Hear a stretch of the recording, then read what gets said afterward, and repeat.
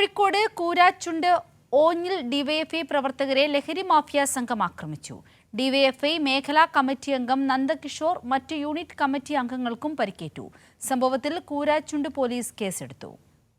ശനിയാഴ്ച രാത്രി ഏകദേശം 9 മണിക്കാണ് കേസിനാസ്പദമായ സംഭവം നടന്നത്.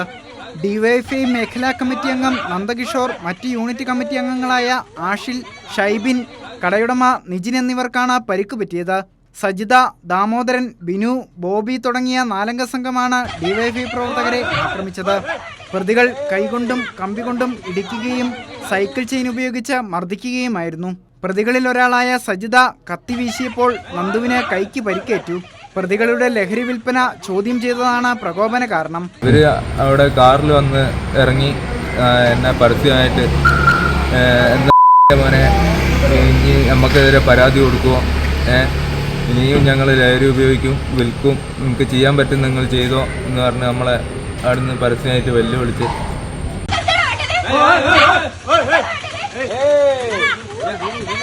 ഡിവൈഎഫ്ഐ പ്രവർത്തകർക്കേറ്റ പരിക്ക് സാരമുള്ളതല്ല. പ്രതികളുടെ ലഹരി വിൽപ്പന പൊതുശല്യമായി മാറിയിരിക്കുകയാണെന്ന് പ്രദേശവാസികൾ പറഞ്ഞു. കൈരളി ന്യൂസ്, കോഴിക്കോട്.